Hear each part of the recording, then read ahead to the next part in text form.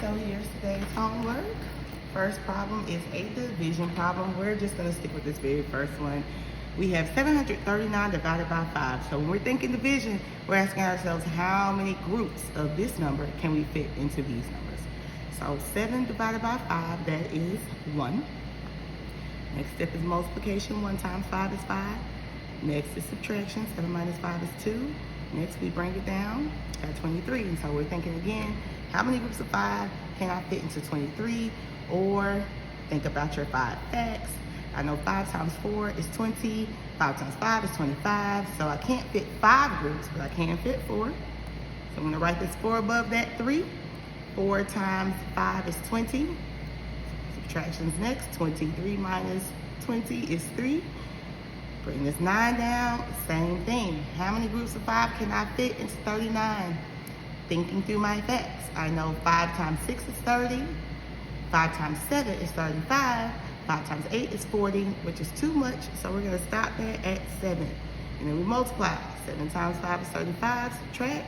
39 minus 35 is 4. And so the answer to that is going to be 1 with a remainder of 4. For the sake of time, we're just going to do this one. Next, we have number 2. We are comparing numbers. So when we compare numbers, we're comparing digit by digit. So I like for my students to stack the numbers, start at the front, and start comparing. 1 and 1 are equivalent, 2 and 2 are equivalent, 3 and 8 are not. 8 is greater than 3, therefore this is the greater number. And remember, the alligator wants to eat, always wants to eat the greatest number, so you put the sign in that direction. So same thing, 4 and 4 are equivalent, 2 and 0 are not. 2 is greater than 0, therefore this is the greater number. Next we have number 3. Number 3 is addition. So 9 plus 3, that is 12. Write the 2, carry the 1. Then we have 7 plus 6 plus 1. So I'm going to give that 1 to the 7 and make that a double. 7 plus 7 is 14. 4 carry the 1. And then we have 7 plus 2 plus 1, which is 10. 0 carry the 1. And 3 plus 2, which is 5. 1, 2, 3, comma. And then we have 1,028 minus 392. So we're going to subtract those. 8 minus 2 is 6. 2 minus 9, can I do that? I need to borrow. There's nothing here, so I'm going to go next door. Now this one becomes a 0. And when I borrow, I'm going to give a 10 to the digit right behind it. So by writing that 1 in front of that 0, that makes that 10. And now I can borrow, and that becomes 9. And I give a 10 to the 2, which makes that 12. And 12 minus 9 is 3. And 9 minus 3 is 6. Now very important. Next, we need to find or draw the next arrangement. So I noticed that I have a row of 3, here just 1, and then here I have 2, and here I have 3. So in the next progression, there will be 4 rows of 3. Okay, and so how do I describe the pattern? We are increasing